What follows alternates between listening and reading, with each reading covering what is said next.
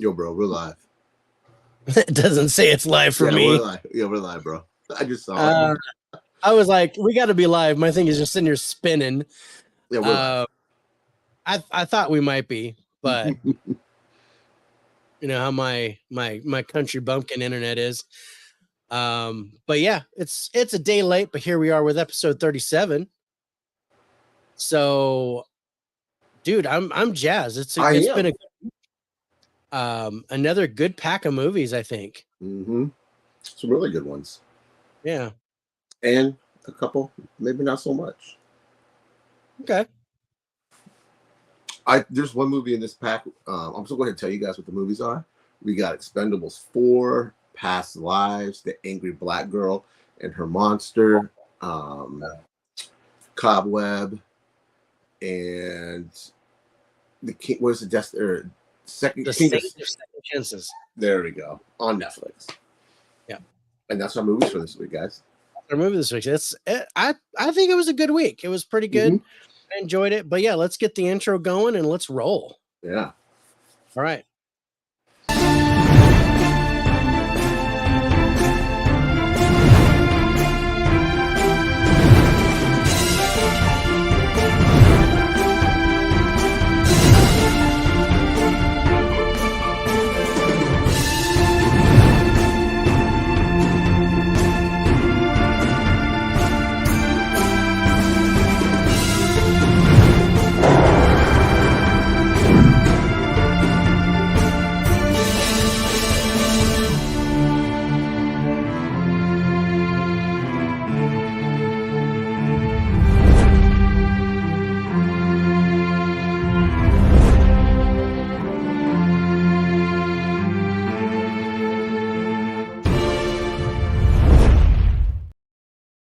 What's up, everybody? Thank you for joining us as the Faces for Radio podcast presents By the Numbers, where we review new releases, theatrical, streaming, or video. We let you know what we thought. I am your host, David, aka the 4K Lowdown, and my co-host is Rich, aka 77. All right, what's going on, brother? Not much, man. How you doing? I'm doing pretty good. It's been a busy week, and sorry you guys were a day late this week, but something came up. Real life must intrude, and I had on yesterday's cast, but no emergency. It was just, something else has to be more important, and that is family. So,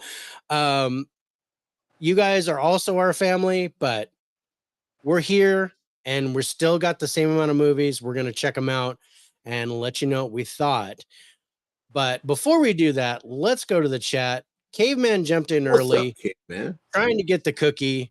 And unfortunately, I had to throw my cookies away because they were covered in ants last night. So I was very excited about that. So yeah, that was one of the things I had to work on, was de-anting my house, because they're getting desperate because there's no water. All I have to say is, if you hate disco, hit the like button. And if you love disco, hit the like button. What's up, Harrison? In the house. What's up, Harrison? Doing it live. Corey's in the house. Thanks for joining us, Corey. Spicy is in the house. What's up, Spicy? And hey, Michael. Your talent is in the building. What's up, my brother? We appreciate you guys so much, man. We really do. Oh, man. Saying hi to everybody. Dell's in the house. What's up, Dell? Back to everybody. Everybody saying hi. One big happy community, and I love it. You guys, thank you for joining us. Like I said, it's been a hectic week. I know Rich has got like volleyball with his kids, and I've got like stuff with my granddaughter and stuff with my wife. So, real life. And then we had to start a little bit late today, but we're here. And you know what? I think we've got some good movies here. This is, I think this is going to be a good conversation. I am definitely ready for this. And, oh yeah. Thank you for reminding me, brother. So tonight, you guys, one of the movies that we are going to check out is Expendables 4. And during the show, I am going to give out digital codes to the first 3 Expendables movies, one at a time, First person to get them gets them. Just announce that you got them, but I'm going to be, spitting them out according to the show as we move along. It's just a way of saying thank you, guys. Yeah. For tuning in every week. Man, it's just, we can't convey enough how much we appreciate you guys taking the time out of your day, night, whatever it is, and spending it with us. Yep. Two Ugly Bastards. Two Ugly Bastards, the faces for radio, Mm-hmm. which is why we're only in 720p. That's where we're staying. Sarah's in the house. Hey, Sarah, It's good to see you doing softball and volleyball. Double duty. My best friend Mike is in the house. Oh, awesome, Mike. I had mystery movie. Check it out. All right. I've got a mystery movie coming up on October 9th. So everybody's saying, hey, love it. Yeah. So, okay. Pull the numbers up. Yeah. Pull the numbers up. I got them. I'm going to pull my numbers up. Oh, yeah. I don't even have my spreadsheet up. What am I doing? Well, I hope you guys got a chance to check out these 5 movies. It's an interesting collection. Yeah, no, we're nothing except diverse, so we definitely have a good variety of movies. Mm-hmm. We've got action, we've got horror, we've got drama. Yeah, we've got a documentary,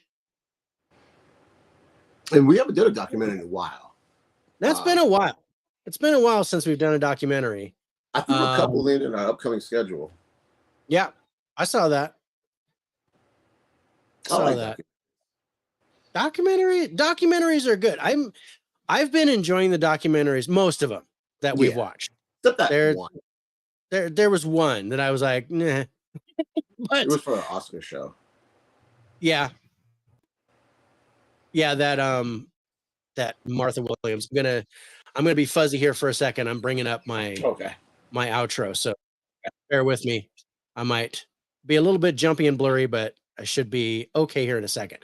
All right. So yeah, this was an interesting. Okay, so yeah, we have 2 horror movies. Yeah.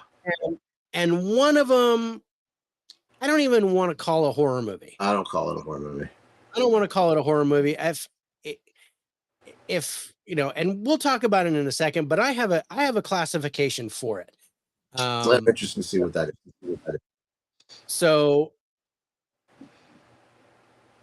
wow, where are we going? Oh, there's a whole bunch of stuff. Okay, so part 2 podcast videos available come tonight. Awesome.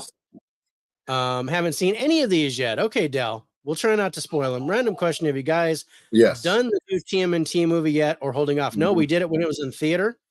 Yeah. We reviewed it. I loved it. Dave, that was okay. Loved it. I thought it was okay. I wasn't as big of a fan, but yeah, I thought it was decent. It's definitely worth a watch. And thanks, Sarah. We appreciate that. I only seen Cobweb out of these. Okay, I'd like to know your thoughts on that. Yeah. I saw Googly Eyes one. Hint was in my second comment. Okay. I got Cobweb. Watch it for the first time. Awesome. And Colin, what's up, Colin? Thanks for joining us, brother. Yeah. Okay. So yeah. And you guys, I wanted to also let you know this is the first time in a while that we are also live on Turner Fan 77's channel on YouTube. You can watch us there as well. I will bring up all the comments, so I try not so everybody can see everybody's. But if you go on the 4K lowdowns, you'll see everybody's comments because most everybody is there, except for one person on Facebook, which is probably my best friend Mike. But I will definitely bring up all the comments as we see them. Hopefully I don't skip anybody. If I do, I apologize. But you can go on the 4K lowdown. You can go on YouTube, Facebook, or Twitter. And now you can go on Turner Fan 77's YouTube.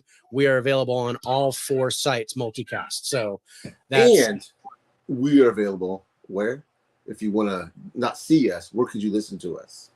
Well, you can listen to us, so you don't want to see our faces. You can listen to us on Spotify for podcasting.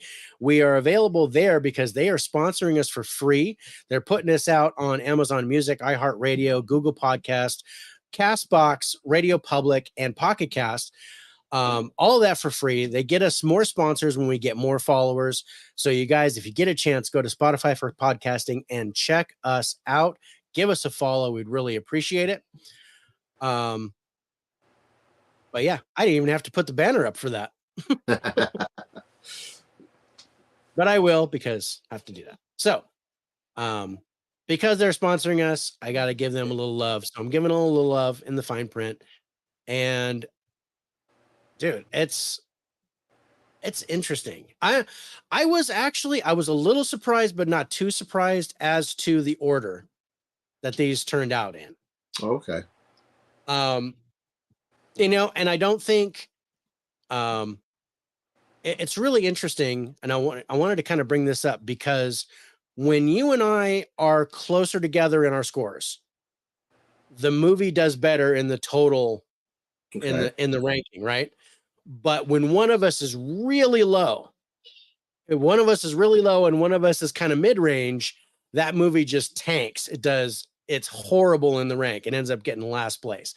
And that's kind of what happened here. So don't break my heart, David. We had a movie, and you know, it just, you know, didn't do well. Now, I have to say, and now you said there were a couple of movies that you didn't care for as much. I meant a couple. I meant one. I shouldn't have said a couple. Just one. And I know which one. I absolutely know which one.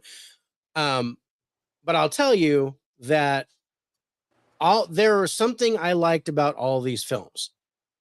And there is some place where I can see this being possible for somebody to watch. Okay. Now, I'm going to go ahead and put our first code up. Okay. While I do that, we asked somebody to see something. I don't know if they're in the chat, but last week, somebody was going to watch one of our movies. I remember, but I don't remember who it was. I don't remember who it was or what movie it was.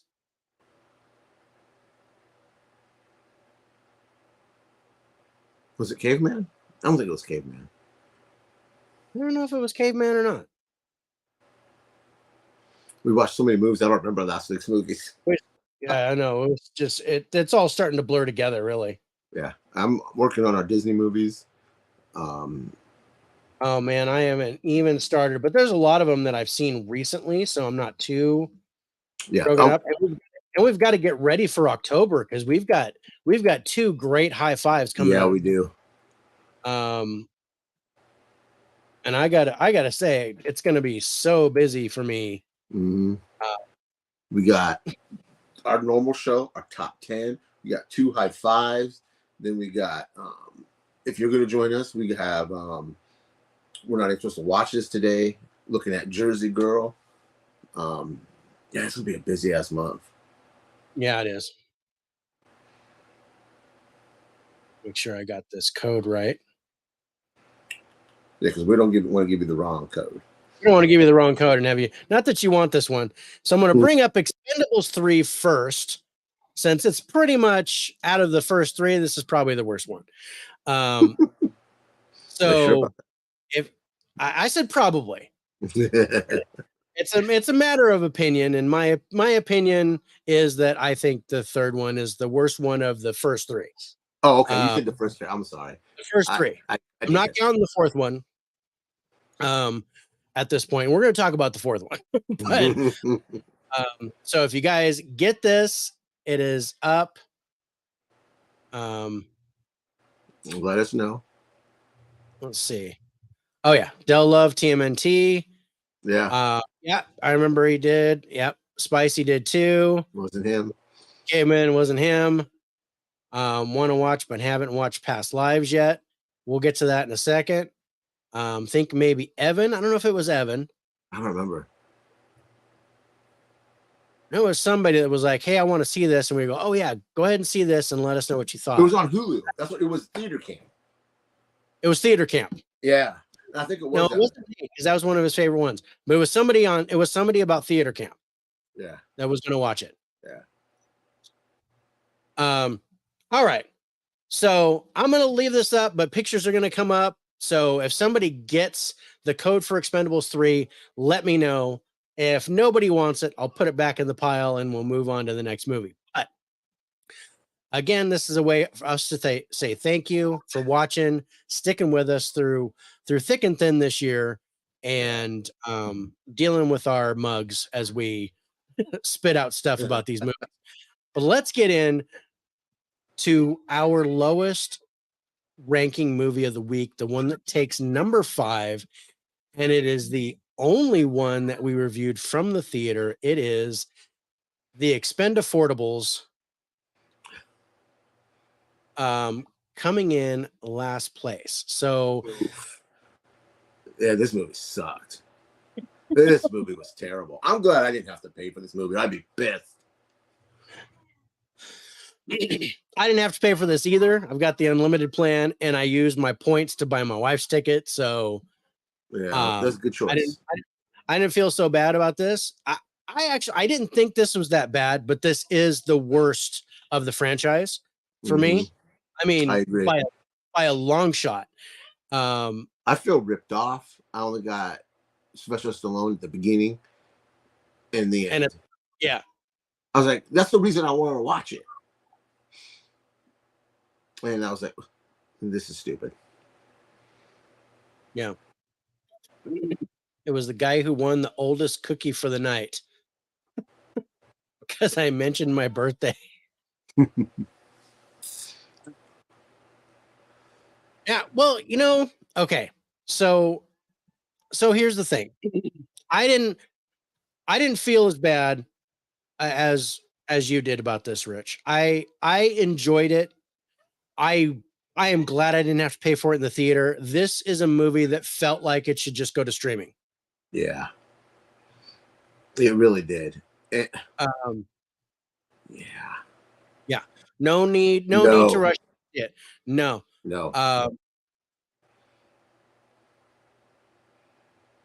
Which is why I call it the Expendafortables, because there's some really low budget dudes in this. And the acting is terrible. I mean, it was never great to begin with. 1 through 3. The acting was never good, but at least you get the one-liners, the nostalgia from the old 80s actors and stuff.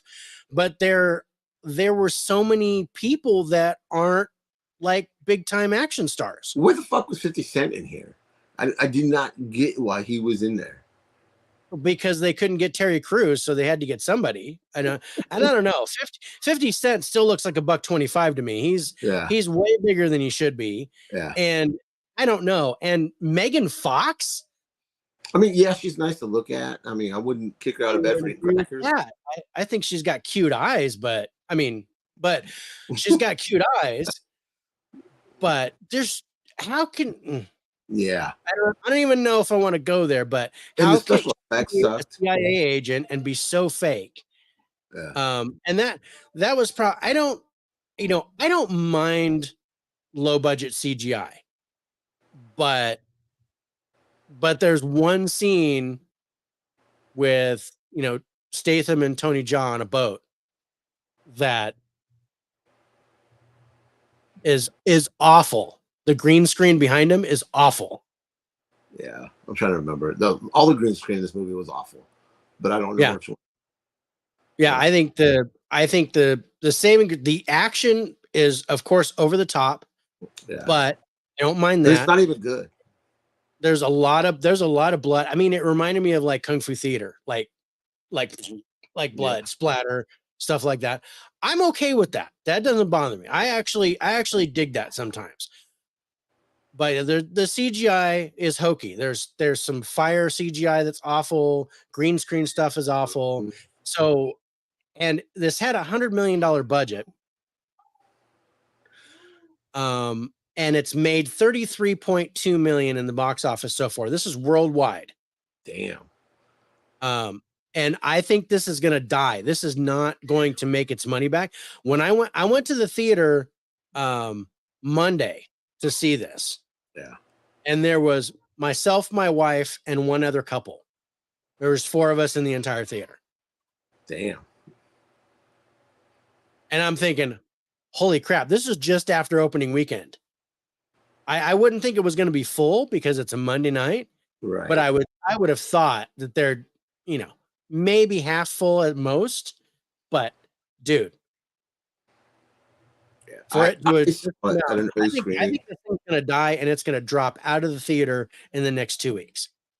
Did you see they already got the pre-order up for the Steelbook? It's probably like $45. It's probably $45 or $50, like they're trying to charge me for the Elemental Steelbook. But I was like, no. But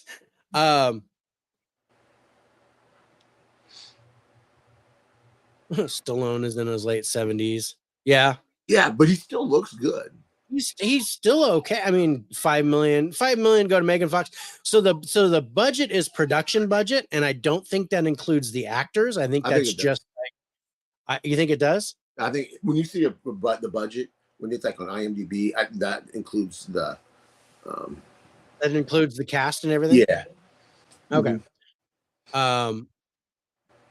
Okay. I didn't think so, but okay. I mean, I only know that just because listening to Kevin Smith talk on his podcast when he talks about the breakdown of movies and stuff. Okay. So I think there was so much hype for the first one because of all the action names being in one movie together, but it's running a bit thin by now. It's like their hairline. It's like their hairline or their erectile dysfunction. But the thing about and I was like, I still love to see Jason. There's some good fight scenes. Yeah. I like Tony Jaa, and I like Iko Uwais, who is the one of the main bad guys, because he's the guy from Raid Redemption, and really good fighters. But even 50 Cent, he didn't know how to hold a gun. No. And they had to play his music. How is that? And he had to play one of his songs. Come on. I think I knocked down a point from the music because they played one of his songs.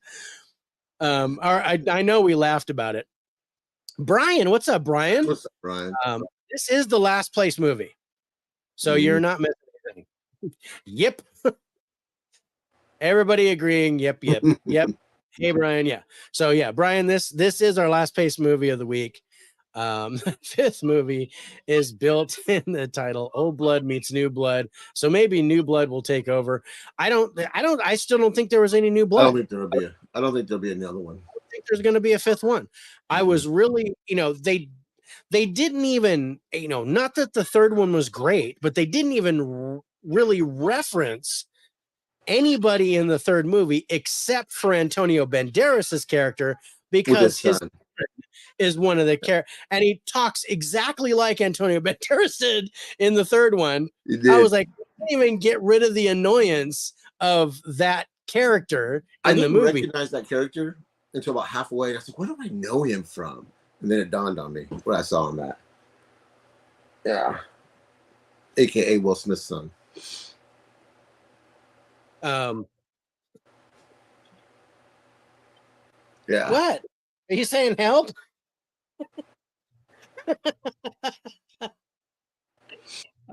Okay, I'm gonna paint you a picture. So my granddaughter's crawling for help.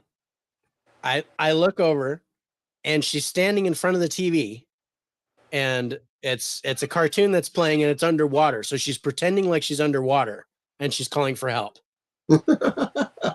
She's acting she's acting like she's all help, and she's doing this like she's trying to swim in the water, and she's in front of the TV, and the TV is underwater. Right. And she's saying help. And she's help me. She's like this. Well, that's good that she's saying it. That's awesome. Saying it though. She's saying help me, and she said thanks to me today. Awesome. She said movie please, and then brought me one. That's that. And I'm like, now you're speaking grandpa's language. So yeah, she walked up to me and she handed me Secret Life of Pets too. And she goes, movie, which is sign language. She goes, movie, please. And she said it and signed it. And I was like, I've got to play this movie for you. Then. So yeah, I got to babysit my granddaughter today, which was so much fun. That's awesome. But yeah, it wasn't Old Blood meets New Blood. It was Old Blood meets Older Blood.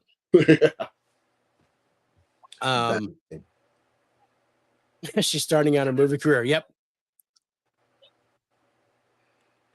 So what are our highlights of this one? No, she's saying, where are you? So our highlights are, definitely, our only 10 really is cast. Yeah. Now I did throw a 10 to the wild card because I still think there's a lot of action in it, even though the CGI is not there. So I did give a 10 to the genre, it being just a straight up action movie. There wasn't enough comedy in it, which I was hoping for. Yeah, they tried. They tried to be funny, but I was just like, it was just ridiculous. Otherwise, let's see. Your highest is so you gave an 8 to the wild card and a 7 to the music. I went 8 for the music, 8 for the cinematography, but that's because of the fighting effects, the knife fighting, and the guns, as opposed to the CGI. I just that's why I went 4 because it looked terrible. Yeah, you did go 4. It did look terrible, but I raise a point when I like it and I lower a point when I don't like it. So it ended up at an 8 for me. And then I gave an 8 to the plot because I was really looking forward to watching this, but I ended up disappointed. I can't say it's my biggest disappointment of the year, but top 10 disappointing movies for me, for sure. I still gave it a decent score, but I know you didn't. That's why it takes the last place today. So let's go to our final scores on the Expendafortables. Coming in at number 5, IMDb gives us a 5.2. Rotten Tomatoes critics score 13%. Audience score 70%. Oof. Rich, you gave this a 57, and I gave it a 74 for an average score of 65.5. And that's our lowest score this week. I think still ultimately not bad. But no, your score helped it a lot. My score we're talking about. Yeah, but because we're so far apart, that's why this thing ends up being last in the rankings. Okay, I thought you were talking about another movie. You had me a little worried. And I think I know which one you're talking about. And I think you're going to be surprised. Let's see. Caveman says, isn't Cent in trouble according to recent news? I think everybody's in trouble. I don't think 50 is in any trouble, at least not what I've heard. I mean, it might have cost him. He might be called 25 cents now because that's all he's worth. But at the end of the year, do you guys show the lowest and highest scored movies you did for the year? We've never done this a full year. We just started it. We never done like a new release like all year, but I think we're going to do that. I think we're going to do like our top 10, low 10. Yeah. Of the year, like just straight score. And I don't know if we do individual or if we do our average, but we do average for the whole year. So maybe I say we do average. I think we do average, like our average lowest and our average highest. Yeah. Oppenheimer. Sorry, I just off. As long as he doesn't have to throw out another first pitch. Yeah.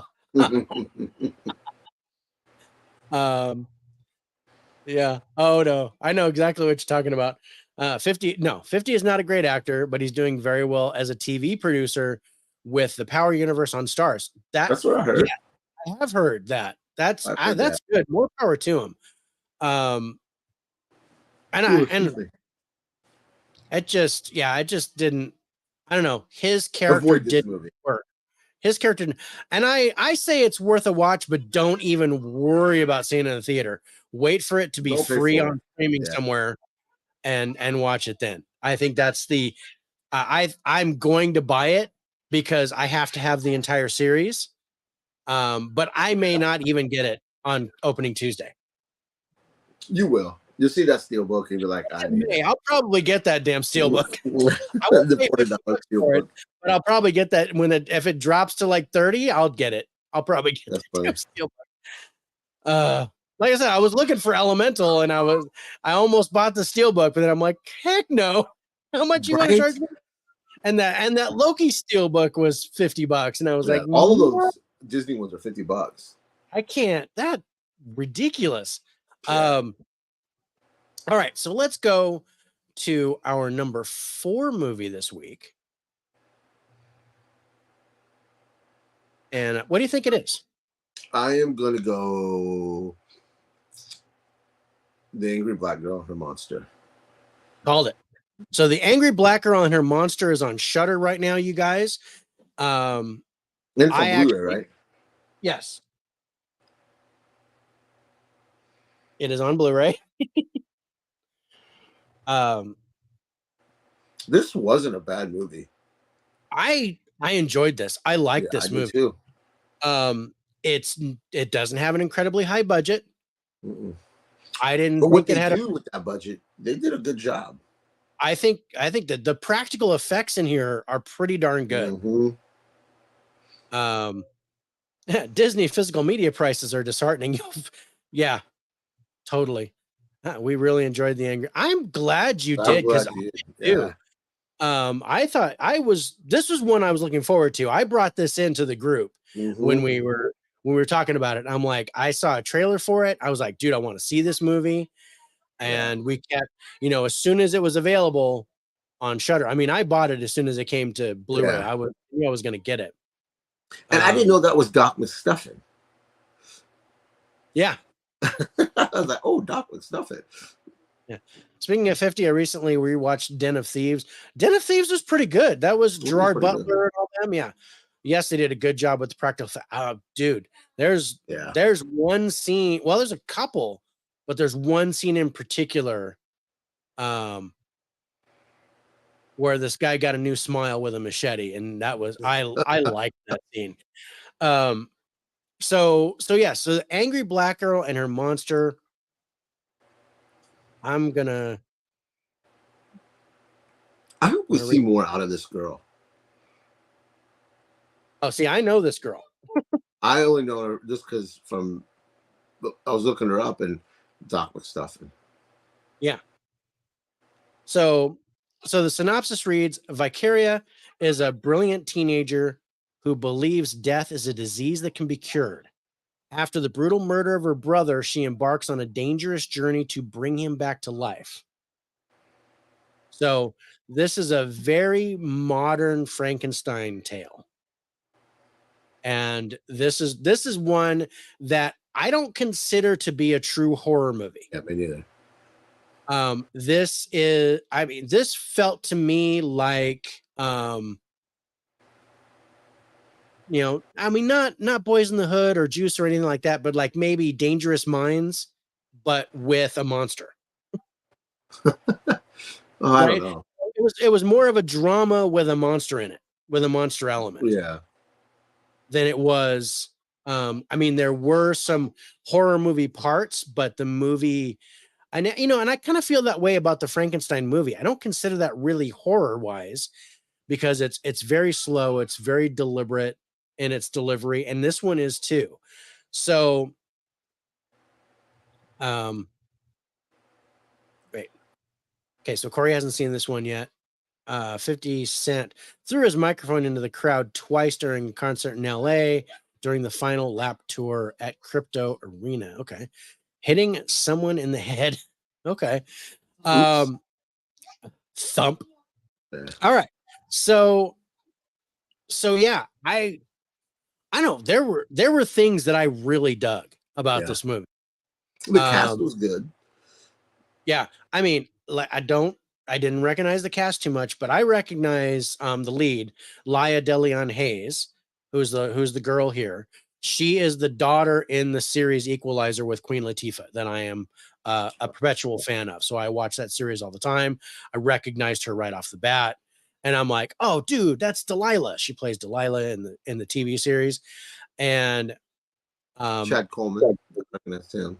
Yeah, and was it Denzel Whitaker is in this as well? So there were she I knew by name, and then there were a couple dudes I recognized their faces.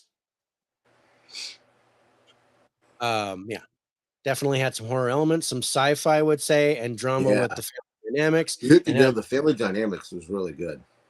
Yeah, that was interesting. Oh yeah, it was the father. Her father I recognized from Walking Dead. Yeah, that's Chad Coleman.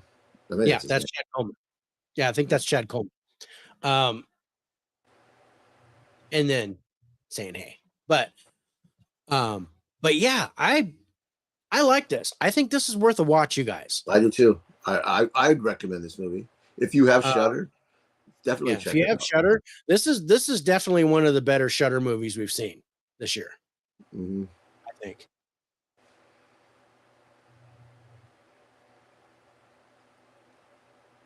And I liked the ending. I wasn't disappointed.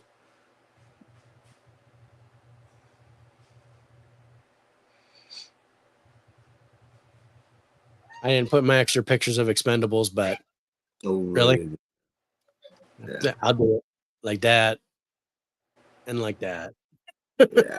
And that's all we get from that. And we're gonna go back to this. And the monster looked great. Film was tackling a lot of issues. The real monster to us was the neighborhood elements. Yes. Right. Yeah. So there was more, but I mean the story of the brother and sister really hit home with the Frankenstein element, but there were more monsters. They talked about the neighborhood element, the environment, the drugs that were involved, the dealers, the bangers, just the way people were, the way the cops were, the way the teachers were. There were a lot of monsters in this movie if you look at it that way. And yes, and dude liked the ending. Mm-hmm. The ending is not what I expected. This was a surprise to me. I expected it to go a different way with the end. To where I was like, oh no, don't do that. Don't do that. And then, mm-hmm. I'm just going to step away really slowly. I'm going to let you go ahead and do that. But man, I mean, it's one of those things where it was, what was it? There was a thing where if you keep getting told that you're a monster, then you're going to believe it. Mm-hmm. And that's kind of the theme here. Definitely do that. I do hope you check this out, Del. Yeah.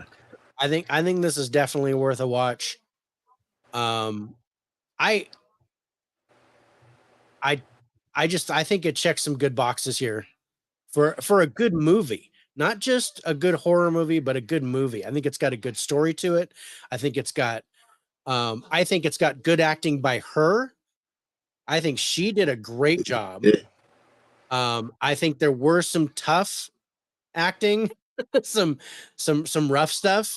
But you can overlook that.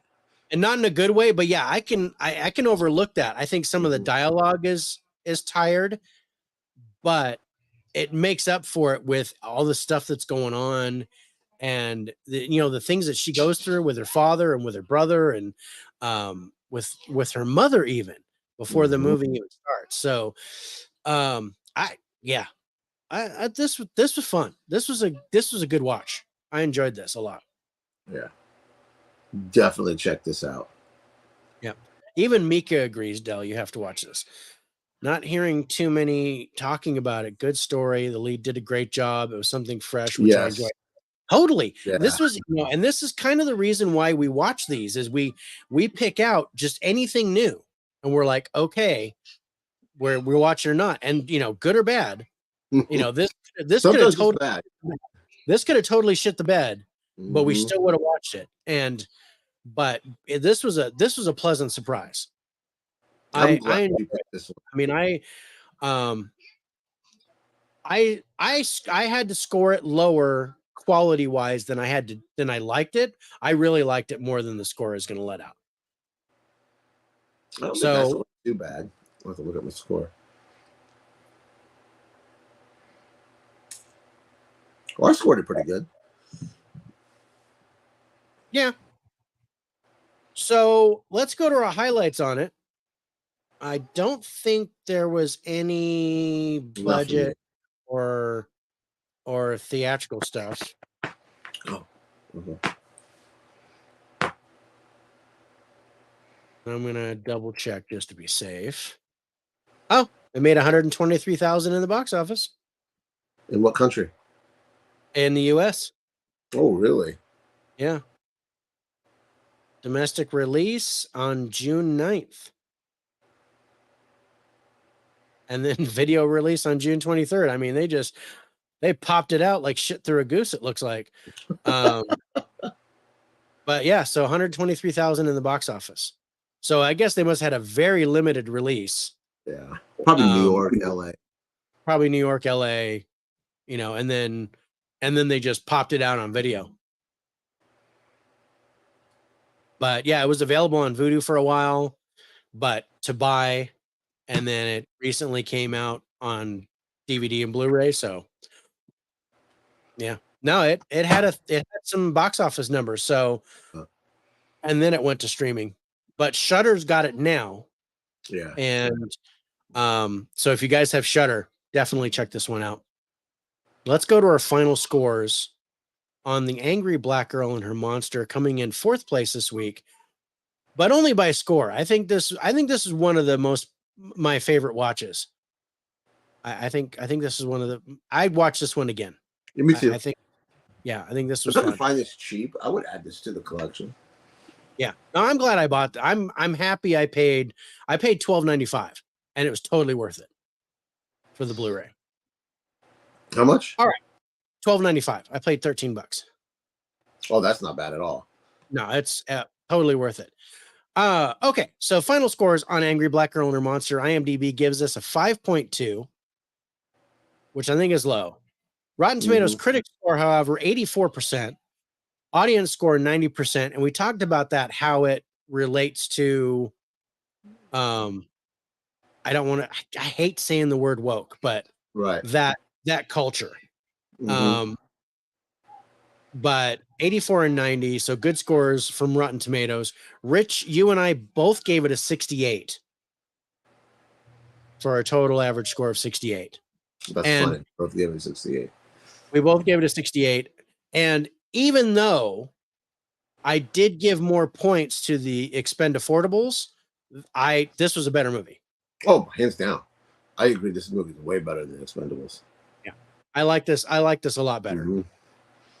Yeah. The only reason why this doesn't beat Expendables is because of the cast. Yeah. Cast for too. Yeah. That's the only reason. Because the cast of Expendables is a 10. And this one for me was a 5. So if you flop that, then Angry Black Girl and Her Monster is a way better movie. Yeah.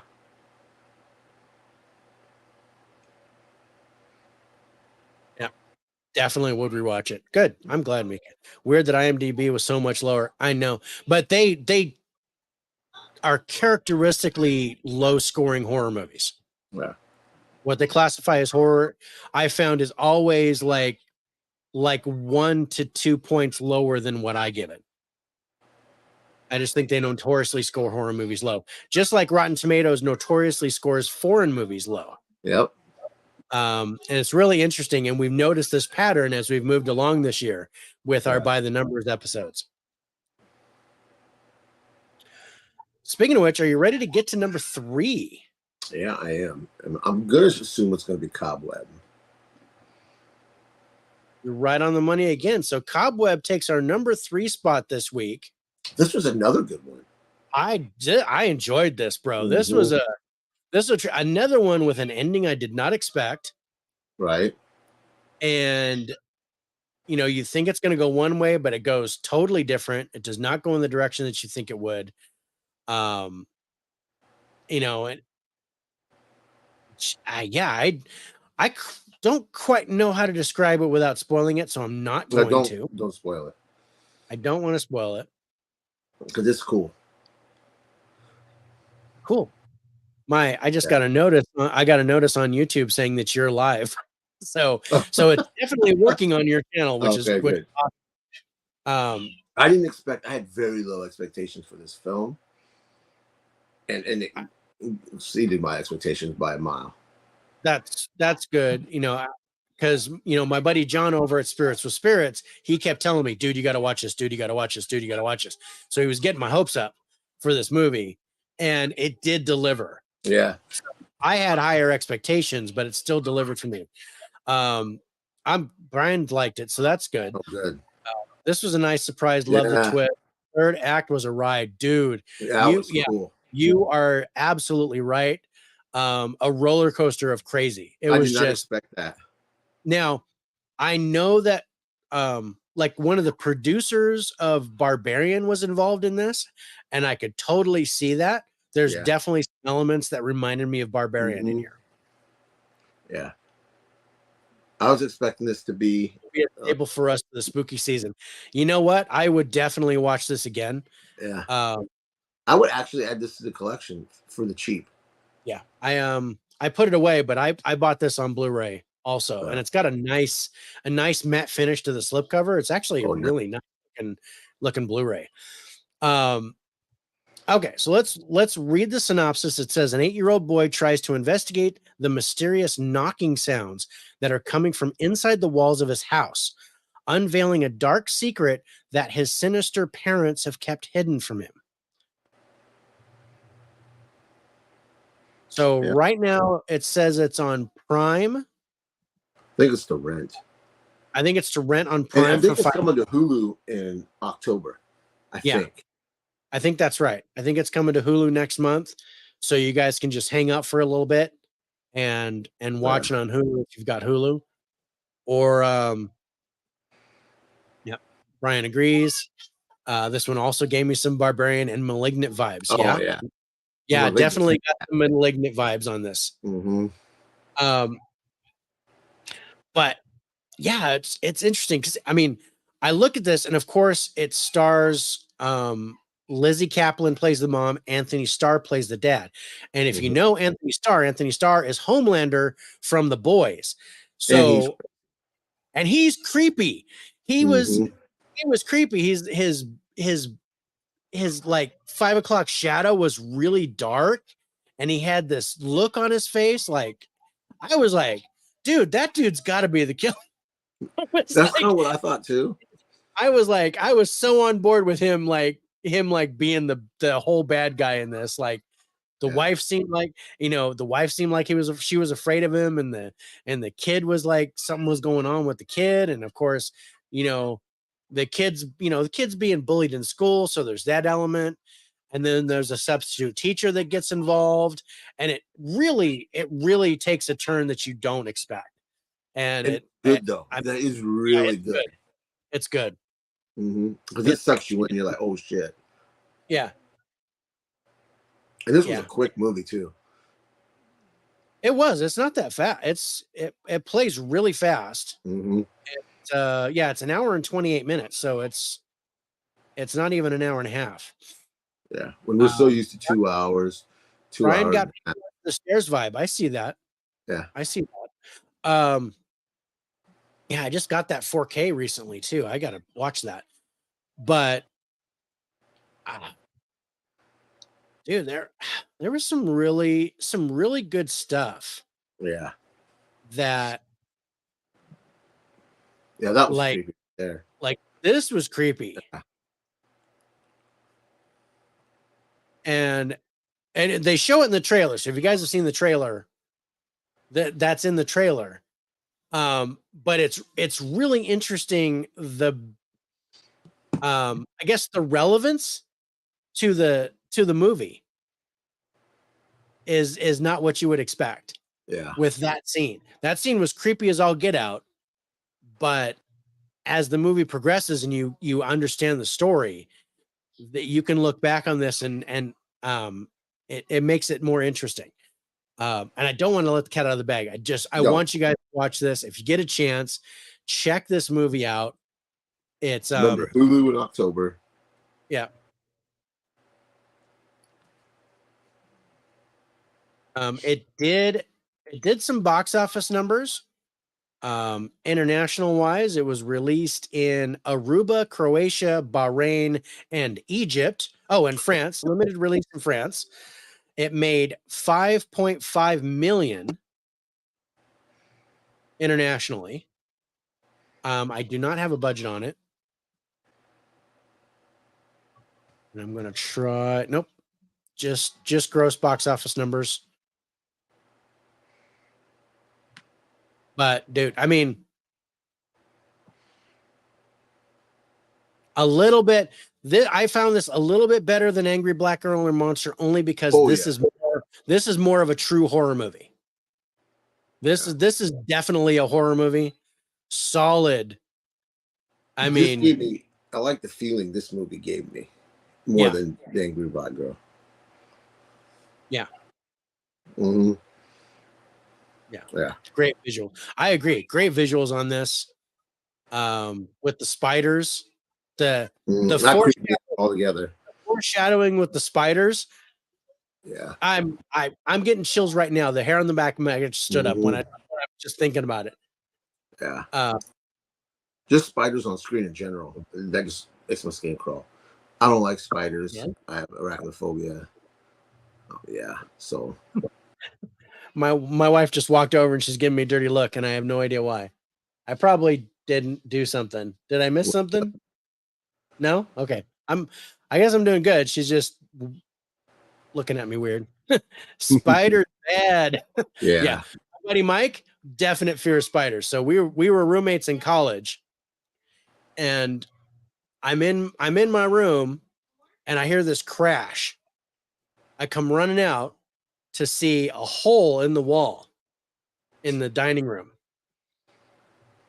And it looks like just about the size of a fist, about like that. I go, what happened?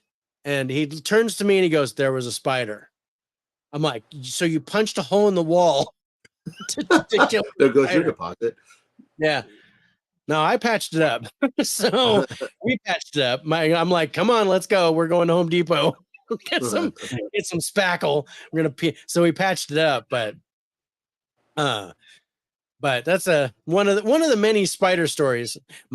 He's like you though. He won't come up here because he knows we've got tarantulas. Yeah, nope. So he's like, no.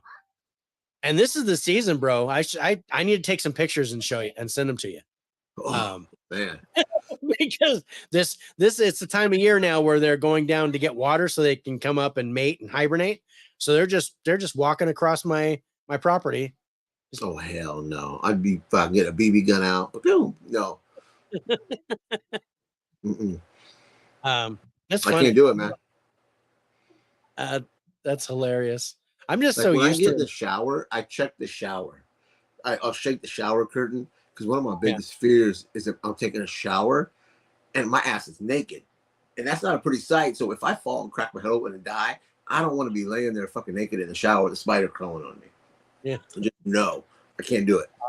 Man, I've got a story for you. But before that, Harrison's got them too. They got them down there too. Saw one on my street today. Yeah, they're all over there. No. And then so Mike wants to have a lava moat around his house to get rid of all this stuff.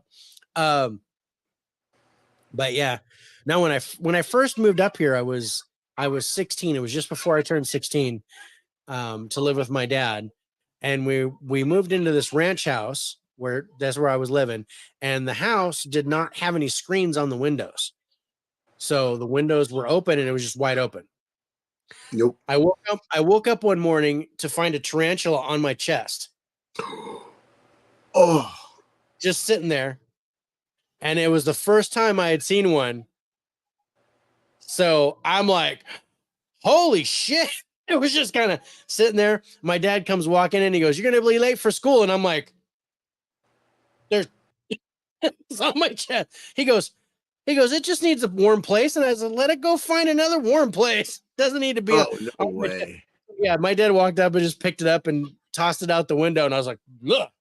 There's no, and they got giant fangs. Yeah, No. it was as big as my hand. Oh, no. It was huge. I was like, I have never seen a spider that big up close. No. And don't they shoot their hairs at you or some shit like that? No, they don't do that. But they rear up and their butt goes up in the air when they get agitated. So they try to make them look bigger. Oh God, no! I'd go into cardiac arrest. I would literally die. That scared the crap out of me, bro. But it took a long time. But I'm finally kind of used to them, and I just kind of walk around with them. Sometimes I pick them up and move them if they're in the road, and I'm afraid they're going to get run over. I just let them get run over, Dave. Let them get run over, Dave. It's okay. There's God creature. There's plenty more. All right, let's go to our highlights for Cobweb. Let's see. You got you put a 9 on story, and then you have 8s for acting, script, and wild card. I gave a 10 to the ending because I really liked how it ended, and then I gave a 9 to the plot because I liked the trailer. And then I also gave a 9 to the story, 8s to acting, script, and wild card. So on those notes, we're about the same. But yeah, dude, wait till it comes on Hulu. I'm glad I bought this. I want to get this too. Like what Mika said, this is gonna be something I would watch again in October. Definite spooky season. I always do like a horror movie marathons at night where we watch a bunch of horror movies. I don't know how much time I'm going to have for the month because we're so busy with other stuff, but I'll definitely watch this again next month. No doubt in my mind. It was creepy as heck. And it never looks low budget either. Not once does it look low budget. No, I mean, and it's tight as far as the cast goes. There's not a big cast in it. It's most of it is shot in the house, but there's so many elements to the house that you don't get right away, like the basement and other stuff. I'm not gonna. I'm gonna talk about the basement, but only that there's a basement.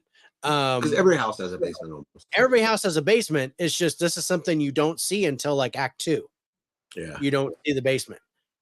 And then, there's, whatever is knocking on the walls, wherever that's coming from. Is that another room? Is it a closet? Is it just inside the walls? What's going on with that? So yeah, it's good. It's suspenseful. It keeps you interested. Yeah. And then it's balls out at the end. Once that third act hits, then it's all over the place. And you're like, you're just holding on. Yeah. Dude. So let's go to our final scores. On Cobweb, taking 3rd place. There you are. IMDb gives us a 5.9. Again, like I said, they don't care for the horror movies. Yep. Rotten Tomatoes critics score 58. Audience score 71. Rich, you gave this a 70, and I gave it a 76 for a Faces for Radio score of 73, taking our 3rd spot this week. This was your pick too. You picked 2 great horror movies. Normally, when Dave picks horror movies, I get worried. It's worried. I didn't want you to get self-conscious or anything, bro. It's just Yeah. This was great. Dave has been really good since last October in his horror movies. Made me watch. He's been knocking them out of the park.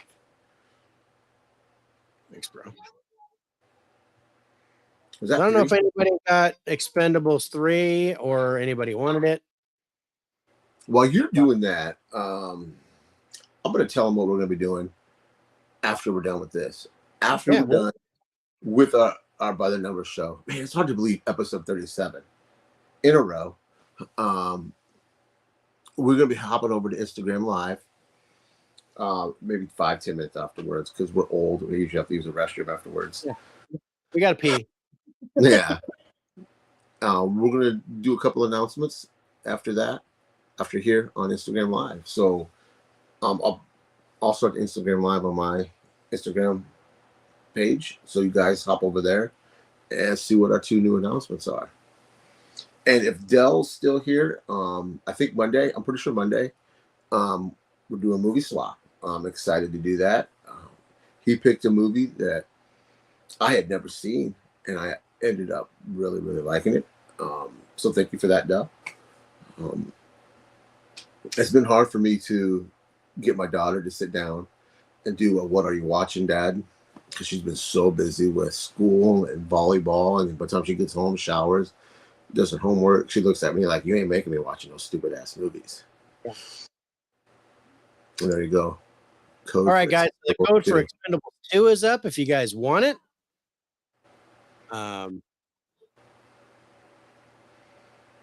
Hey, what's up? John Doe Juggalo's in the house. What's up? How you Thanks doing? for jumping in, my brother. We appreciate you. Yeah, we were on Bob's Blu-rays channel on Tuesday for a great DVD tournament final. It was awesome. So if you guys get a chance, if you haven't seen it, go watch the replay. That was last Tuesday. This Tuesday was just 2 days ago.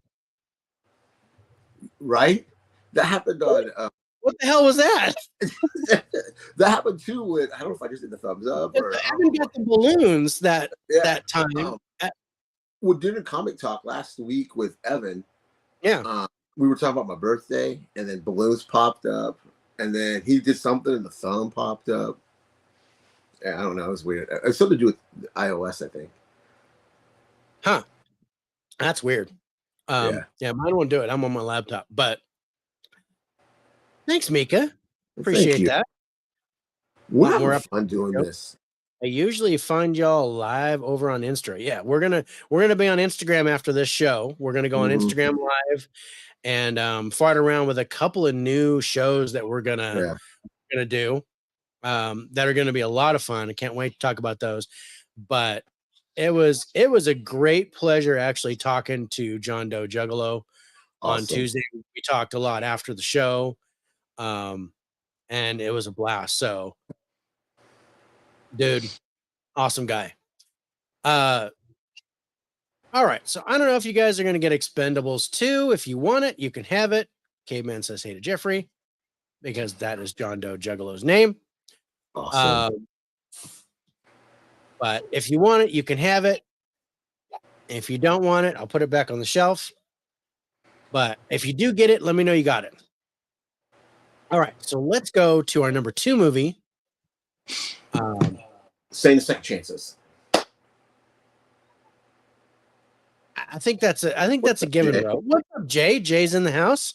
Thank you for joining us, Jay. Jay is in the house today. Love it. So yeah, Saint of Second Chances is our number 2 movie this week. I love this documentary. Okay, I didn't love it, but because I'm a baseball guy and I appreciate. I am not a baseball guy. What was going on here? The only thing I wish is the ending. We would have got there sooner. The story of his daughter. Because the premise was the tagline of the trailer was that he did all this stuff for his daughter, basically, and you don't get to his daughter until like the last 15 minutes. It was like how you become a great father. How a person could, how a person who like had a terrible father accidentally became a great father, or something like that. Where, and yeah, you don't get that story. That's the tagline. That should be the whole plot. More of it of this documentary. I understand what's going on with this. If you love baseball, this is a must-watch documentary. I love this. Okay, you guys, I am not a baseball fan. I do not like baseball. I don't care about baseball. I don't.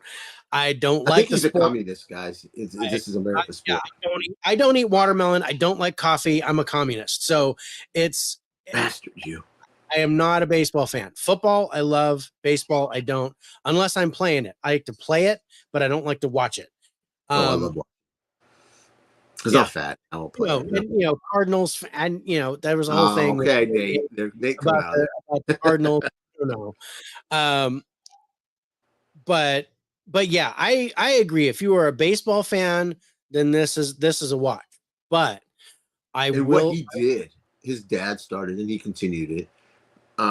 If you go to the ballparks nowadays, you could see their influences in every 20, whatever, how many teams there are now. Yeah. That's what I liked. Yeah. So, I want to at least bring up the.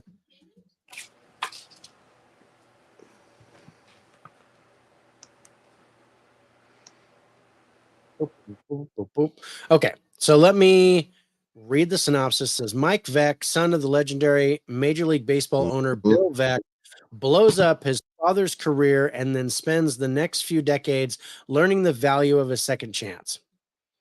And that explosion, quote unquote explosion, if you're a baseball fan, you know about it. I mean, I didn't know about it. You didn't? Oh, you're not a baseball fan. I'm not a baseball fan. But yeah, I like this journey there. You telling that story around that big explosion, quote unquote explosion. Yeah. But I did not like baseball. So Caveman doesn't like baseball. Brian is a baseball fan, but hasn't seen it. Check it out, man. Check it out. Indoor fireworks sounded like. The one thing I don't like, because the original idea was great. It was a great idea, but he backpedals a little bit, and I didn't like that he backpedaled because of the pressure that was put on, because some people's feelings were hurt. Because the reason why he did it, I don't think was his intention to attack people's thought or feelings and stuff. It was just, hey, you hate disco. This shit sucks. We're gonna blow up disco. And then they took it all over the place and made it something it wasn't. And then I don't like that he apologized for that. I don't think he should have. Okay. So yeah, when we first came into this, I watched the trailer. I was like, oh God, please no. And then I'm starting this thing and I'm like, I think I dozed off a little bit in the beginning. I wasn't following it, taking my tea. Okay. That was weird. All of a sudden this random screen just pops up in front of me.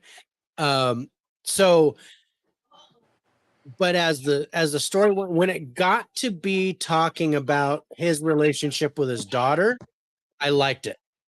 But we didn't get enough of it. That's what I wanted. I wanted more. Of it, and it needed to end there. It didn't. I understand that it needed to go a little bit further with the son, but yeah. I was more interested in it. I ended up liking it because of the family element and what he did for his family, particularly for his daughter. Yeah. And that's what I wanted. I did not like Charlie Day in this. Yeah, I normally like Charlie Day. I like Charlie Day, but I didn't like him in this. It didn't. Yeah. It distracted me from what was what the documentary was about. I'm like, why is Charlie Day in here? There shouldn't be. And then, but I did like Jeff Daniels narrating. Yes, I thought that was good. That wasn't a distraction, but Charlie Day was a distraction here. He was over the top and obnoxious. Yeah. Another great baseball documentary is called The Battered Bastards of Baseball. Boy, thank you for blazing me with all those B's. I've never seen that, Jay. Can you tell me what that's on? It tells me the story of how Kurt Russell's father ran an impatient baseball team. The Battered Bastards of Baseball. Unfortunately, Rich, that is the society we live in. I wished he didn't apologize either, but I don't like disco either. Yeah. Yeah. I don't like disco either. But Mika hasn't seen this one. Mika, if you're a baseball fan, this might be worth a watch. I mean, if you're not, I mean, I wouldn't say go watch it. I mean, maybe if you're doing something, put it on, but I wouldn't. You have to be a fan. I'm glad I watched it, but I won't watch it again.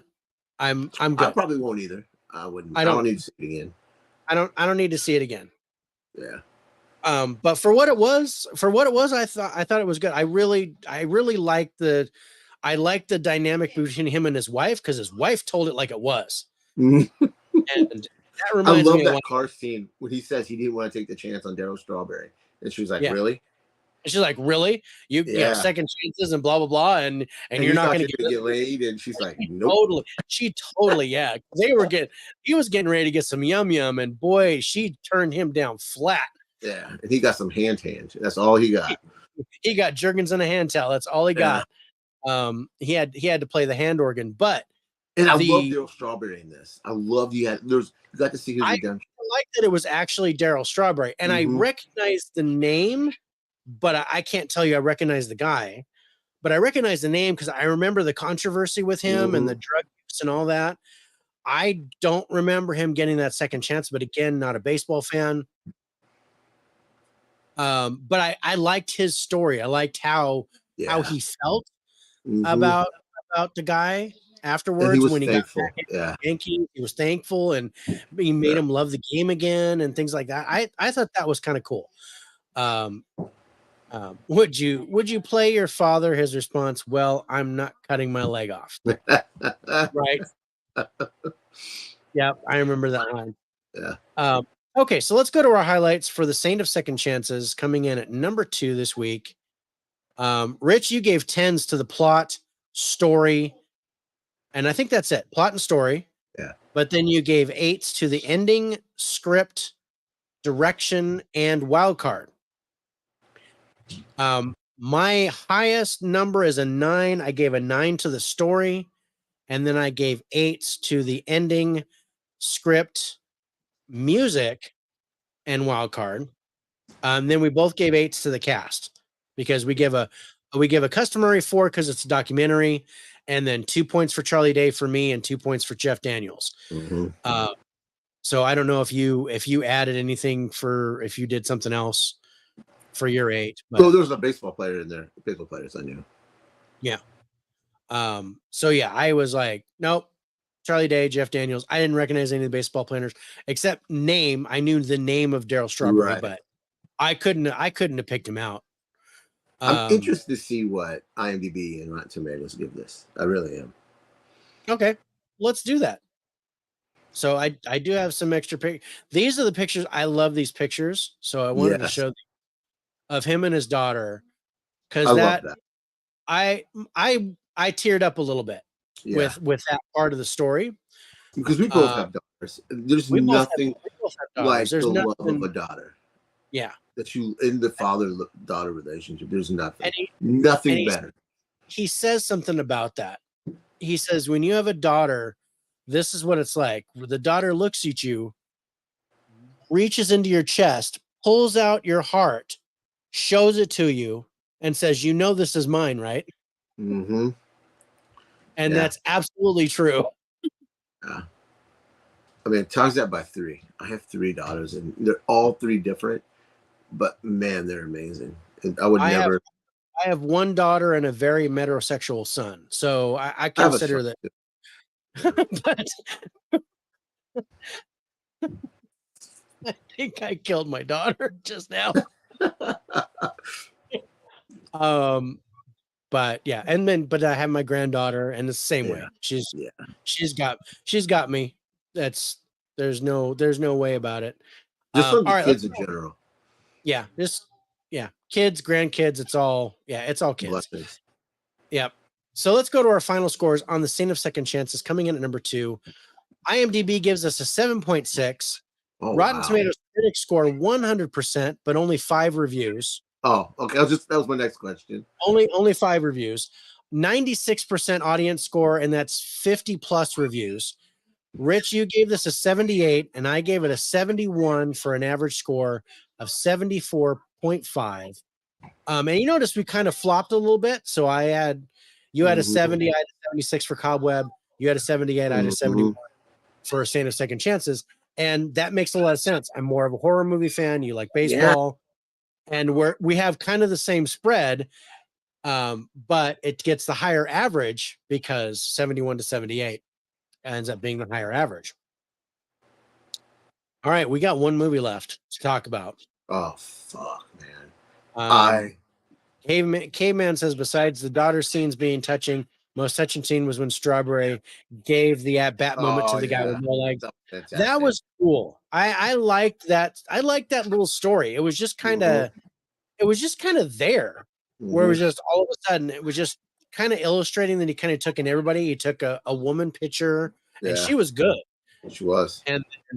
But then he takes a guy with no legs, and Darryl Strawberry is like, he's got 3 home runs, and he says, "Here, take my at bat," and gave it to him.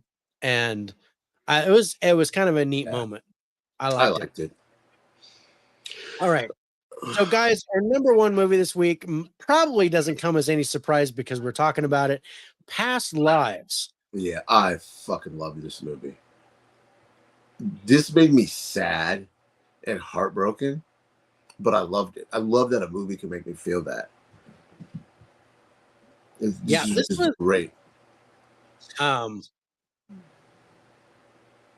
I don't know how to feel about this. This is a very interesting movie. I'm gonna pull this up. Great cast, small cast. I didn't really recognize anybody except for the white husband. Yeah, I recognized him. I basically, it's a lot of Koreans. I basically consider this like a foreign film. I did too. Yeah. It is a foreign film, actually, I think. Well, it says it's English, but it says English and South Korea. So, yeah. So I didn't get a budget on it, but it made 14.5 million in the box office. Wow. I mean, I get why, because this is not a draw to get people in the theater. This is one that's been high on our list. Planning to watch. Please watch it. Please watch this and tell us what you think. Okay. So this is not my normal style. I'm just, I'm gonna let the cat out of the bag. Not my normal style, but this was a really good movie. There were points that I didn't like, but I'm just I smell Oscar nominations for this movie. Oh yeah, this lady better get it directed. Was it Celine Song? Yeah, who is the director and writer. Mm-hmm. I think she'll be nominated for one or both. Me too. For screenplay and for director. This is her first her directorial debut, and I think this is fantastic. I think the acting is fantastic. A Best Picture nomination, I think. Possible. I think a Best Actress nomination for Greta Lee, who plays the female lead. Maybe a supporting actor nomination for John Magaro, who plays the white husband. It's in English. It's in English. It's English, but then they speak Korean through half the movie with subtitles, but there's no dubbing on it. But they even speak English, through a lot of it. But yeah, there's a lot of Korean in here.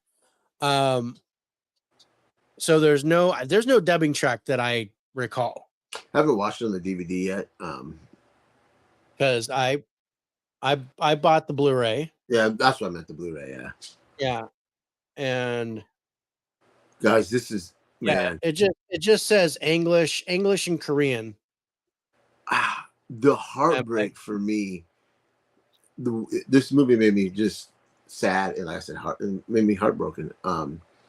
Is when they start up this relationship. She sees him, she reaches out to him, and then they rekindle their friendship because they're childhood friends from a long time ago. And she leaves. She goes to America then, right? Or does she go to another country first? Let me read the synopsis real quick. It'll probably give us an idea of what's going on. Nora and Hae-sung, two deeply connected childhood friends, are wrestled apart after Nora's family immigrates from South Korea. 20 years later, they are reunited for one fateful week as they confront notions of love and destiny.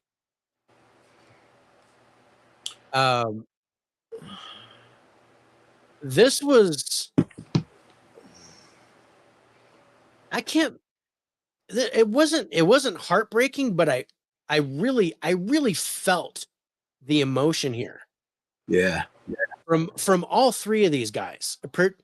I was really feeling it for the white guy, the white husband, who's like, so your childhood sweetheart is coming here to see you. I can't say no. I can't. But he wasn't his childhood sweetheart. They were just friends. They were best friends as kids. They dated. They were holding hands right at the end, and oh yeah, that's true. So they I mean, they were 12, but and it's interesting how the kind of confused me with the story a little bit, because they're 12 and then they immigrate and then they're college age, and they kind of get back together a little bit, but on Skype or whatever. And then 12 more years pass, and then they actually see each other again. And see, that's what broke my heart, because you could see these two did so well in acting that it felt real. Almost felt like we were peeking in on something. It felt like I was watching. Yeah. I was watching someone's life. It felt real to me. This was like calls it off. Not calls it off, but it's like, hey, I need to. She kind of breaks up with him. She's like, if I can't see you for a while, then I think we shouldn't see each other at all. And and then they kind of went about their lives. Yeah. And they talk about this thing in the movie called Injin, which is the Korean for like providence or fate or destiny, like that. And it talks about, like, if you meet someone and you just hit it off right away, that like you've been soulmates for like 8,000 lives, or you've been a part of each other's lives for this, for all this reincarnations and all this kind of stuff. And it was really interesting how they brought that into the entire conversation, the entire thing between these three people. Not only that these two leads in the front are, were like destined to be soulmates, but that the two men were connected. Yeah. And I thought that was beautiful. I thought this story there's never a line crossed. No. And that's what I really, really liked. There was never. I did too. I was afraid this was going to lead to like an affair or a fight or something nasty. Yes, it's subtitled. No dub. It's like I said, this is not my style, but I really like this. There were some slow parts for me where it dragged in the middle a little bit, but I just felt for these guys. It was just, I was like at the like when he leaves New York and she's standing there with her husband and he consoles her. You know what I mean? I love that, and it broke my heart. I mean, this movie made me tear up. I'm not gonna lie. This hit me in my feels. I didn't tear up, but I was choked up. Yeah. I was choked up through this whole movie. I mean, when the two kids had to leave each other, Yeah. and the boy didn't really understand what was going on. No. And I really think throughout this whole movie, the problem was that the Hae-sung, the guy, he didn't get closure. Yes. And it was something that, and it just seemed like he couldn't hold a relationship because of it. He was having because he saw this, he wanted this relationship with her, and she had changed. Yeah, And she changed, moved on with her life. Yeah, there was a thing, and I'm not gonna spoil it. You guys watch this movie. It's really good. But there's Evan was here, one thing that she says is the Na Young, or whatever her name, I think it was Na Young or something like that. The Na Young that you knew is not here anymore. Oh, yeah, that broke my heart, man. But she is still in the past, and she always will be. And they're having this conversation in Korean as the husband's sitting right there at the bar, in the most awkward situation that I can think of. But the beginning of the film is them sitting in this bar, and people watching them. And there's people watching, going, okay, who are these people to each other? And they're like talking about stuff. And I was like, okay, what the heck's going on? And then when it comes full circle like that, I just think it's beautifully written, just amazingly written. If Evan was here, he'd give me shit for what I'm about to say. But right now, this is my. You're gonna put it in your top 5. This is my number 1 movie of the year. It beats out Oppenheimer. It beats out Spider-Man Across the Spider-Verse. Because while those movies were good, none of those movies made me feel genuine emotion. And I think that's what a movie does. It makes it a great movie for me, is when I feel those emotions. Okay. Yeah, I can get behind that. I don't agree. It's not in my top 10. But I think this movie's fantastic, and it's absolutely worth a watch. Oh yeah. And I can almost guarantee you're going to see this in the Oscars. I hope so. I'll be rooting for this movie. I rooted for Everything Everywhere All at Once. This is my new Everywhere All at Once for this year. I want this movie to succeed. Yeah. What's up, Isaac? Oh wait, that's Chris. Yeah. My coworker. He changed his name because remember a couple weeks ago when he showed up, we couldn't figure out what that name was. Yeah. Yeah. Nice try, Chris. You almost got me to say it. Yeah. I was gonna say it, but I was like, no, I remember this dude. Mm-hmm. Yeah.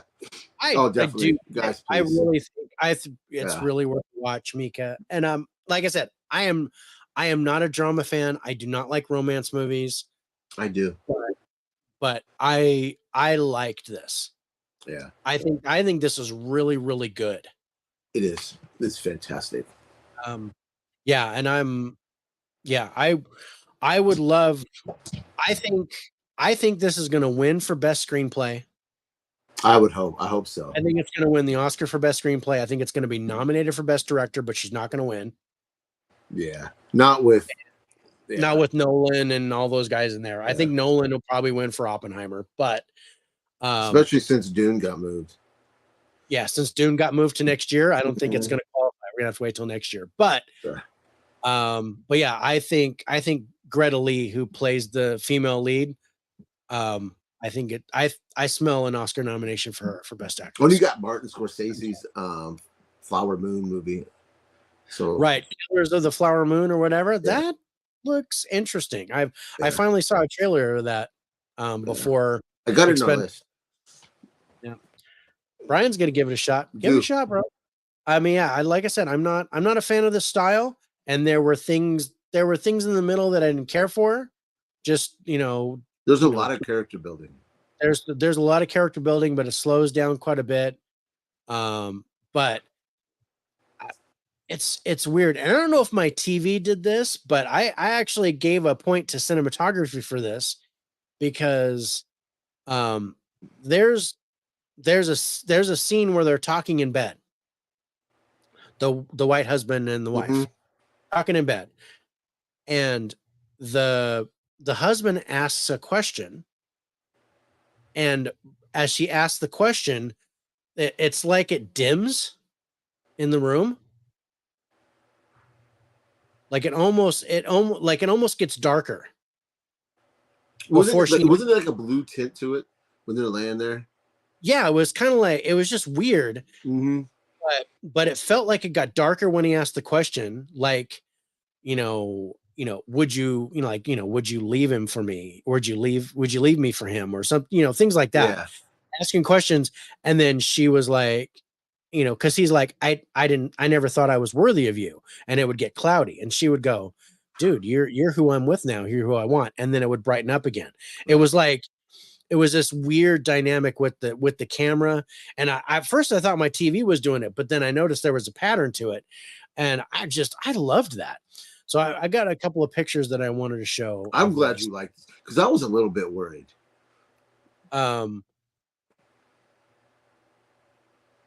So this scene right here has, there's something in the score. There's a song or music that plays when she goes into this house that really hit me with her emotion and how she felt. Almost like she was lost at this point. Yeah. Before she met the white guy, the Jewish guy. And then just some beautiful pictures of, I love that scene too.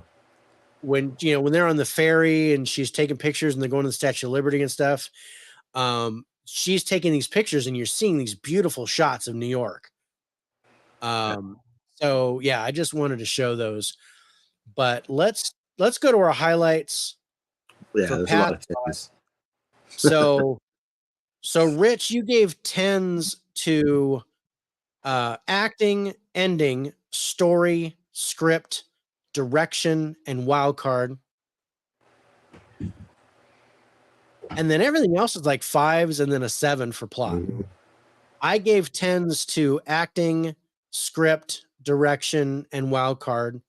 I gave a 9 to cinematography because I thought there were some really good shots in here that really surprised me. And then I gave 8s to ending and story. But again, yeah, 5 to the cast, which I think ultimately hurts it as far as the final score.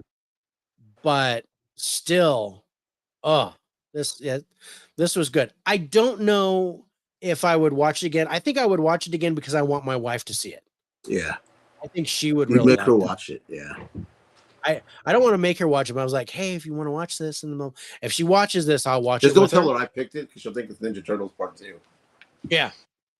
Past lives. What is this? Some cockamamie stuff that Rich picked. Yes, but it's definitely worth it.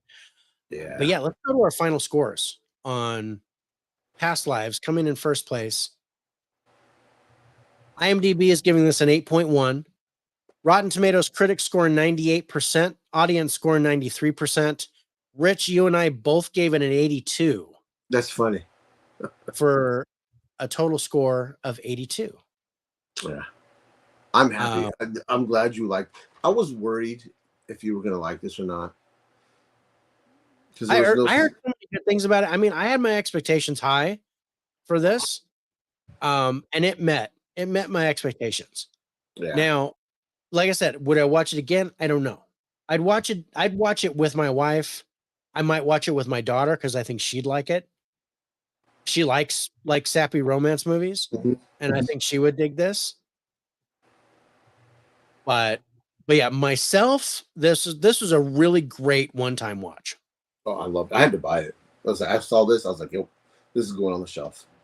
Yeah. No, I blind bought this, and I'm glad I did. I think it was worth it. Yeah, man. That's our movies for this week. Yep. So I got the original expense is up on the screen. So if you guys want it, the digital code is there. So brother, what was your what was your biggest surprise? I mean, I know which one you'd like the least, but what was your biggest surprise?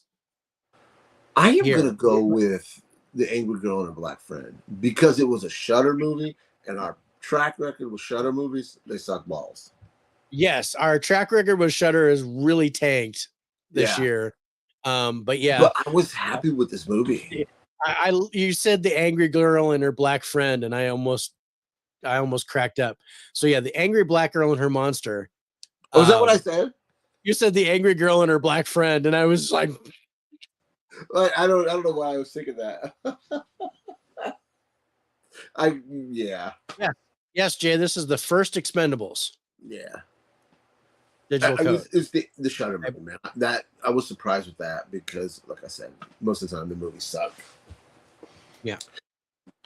So, do you want to tell them who our special guest is next week? Yeah, we let the cat out of the bag last time. So, so next week we have a special guest for By the Numbers episode 38. It is none other than Nate from Nate Flicks Reviews, also one half of the Geeks and Flicks and the Action Movie Guys podcast. We're going to have him on to talk about the 5 movies for next week. And what do we have coming up next week? We're going to make him watch some movies. Yeah, we are. We have The Creator, which is being in theaters this week. We have Nowhere on Netflix. It's a foreign film that debuts Friday, which is tomorrow.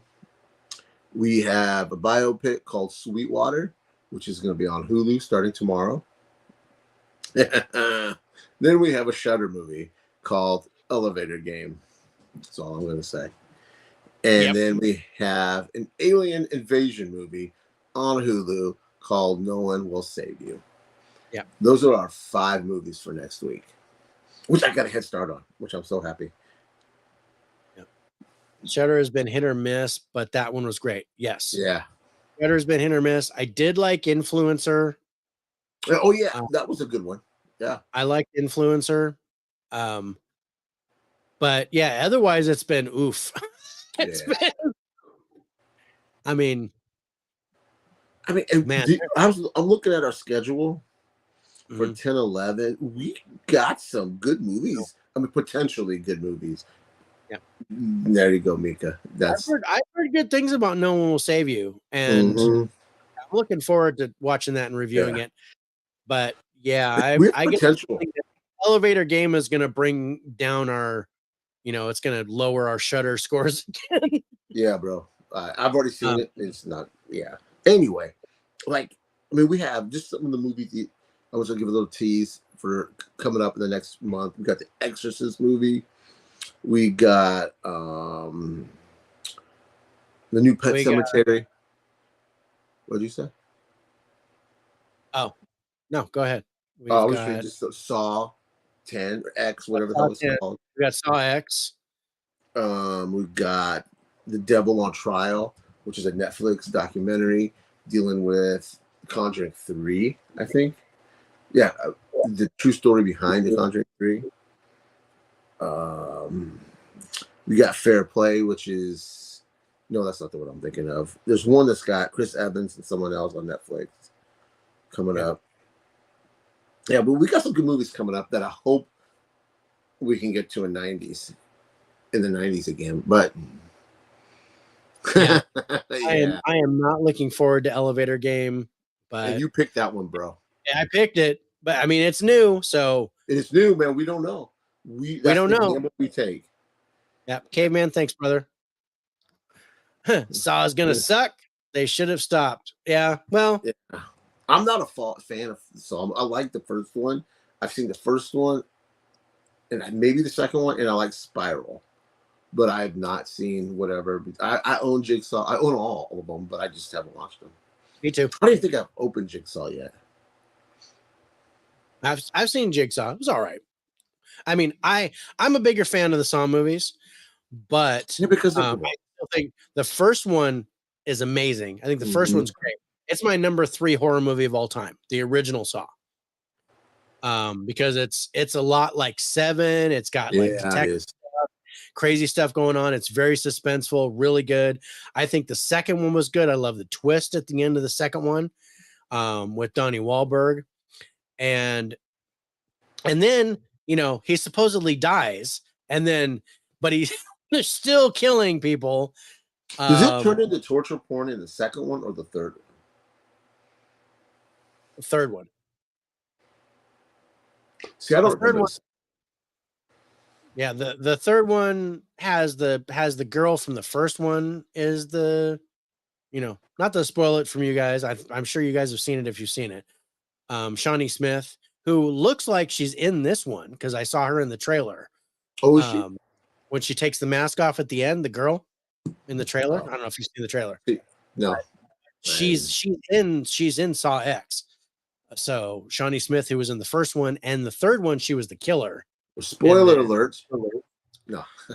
Come on. The third one is from like 2003. If you haven't seen it by now, then go away. I'm looking, I saw a trailer for The Exorcist finally. Yeah. I don't remember the second one. It follows the first. Yeah. And The Exorcist, that looked interesting. X follows the second. So if you've seen even the first one, that's all you need to do for this. Yes, that's very true. What? Well, explain that to me. Okay, so if you've seen the trailer for Saw X, John Kramer, the person who is Jigsaw, he's still alive. And he goes to get treatment for his cancer in Mexico, but they cheat him out of it. So he's basically getting them in this movie. So this is actually in the timeline. This is following, I think it's following the first one, but before the second one, right, Mika? Or is it following two? Because you said Saw X follows the second. So maybe it does follow the second, but so it's actually timeline wise, it's happening before the third movie for sure. Oh, that's kind of nice to see. Because I don't have this on the schedule to the 25th. Yeah. Because I really wasn't in the rush to see it. Yeah. I will see if you want to sub it for the team. Following the first. Thank you, Mika. I think it follows the first. So it's between the first and second movie in the timeline. Okay. So I think I'll just watch the first one and the second one. Yeah. And then get this one. Yeah. So follows the first one. It's like Saw 1/2. Saw 1.2. Yeah. Hey, Steve. Thanks for jumping in. We're just about in, but glad to see you. We're just about done. But yeah, I'm looking forward to Saw X. I like the franchise. Yeah. So that this one of us does. Yep. Man, that's it, man. I think we're good. Yeah, I like gore. So when you give me good gore, I'm happy. And then there's that's basically their formula is lots of gore and then a twist at the end. Yeah. So thumbs high. It's entertainment. I like it. So yeah, I think we can go ahead and sign off. You guys, thank you so much for joining us and sticking with us tonight. We had some great movies to watch. We have some more movies to watch. Good or bad next week. I think we're gonna treat Nate a little bit better than we treated Alex. Yeah. Because I think we just had five crappy movies with. Yeah, they all sucked. Poor Alex. They were all pretty bad. But yeah, next week I think there's gonna be a couple of bangers. Brian, thank you so much. Mika, thank you so much. Thank you. Thank you, everyone. We appreciate you. Elbow cough. Oppenheimer. So yeah. So next week we are back on Wednesday. Mm-hmm. So this was just a one-off. We're back on Wednesday at 6:30 or 7 Pacific, 9:30 or 10 Eastern. It depends on if Rich has to start a little bit late because of volleyball with his girls. So if that happens, so we're going to start around those two times. Yeah. Let's see, what else do we got coming up? We got on October 12th, we've got My Killer Podcast, Mel, who's going to join us for her high five. And then on October 19th, we've got Mika and Kira, who are going to be on for their high five. And I can't wait to talk horror movies. with you, Mika. It's going to be so much fun. And get ready for some tea questions because I know they're big tea people, just like I am. So we're going to talk tea as well, and that's going to be a lot of fun. Jeff, thanks so much, brother. Yeah, thank you. But for those of you that weren't here for the whole thing, I've got a recap coming with our scores, but we're going to get out of here. So good night, good luck. guys. God bless. Have a great week and a great weekend. We'll see you next Wednesday for episode 38 of the Faces for Radio podcast. See you later. Take care, guys.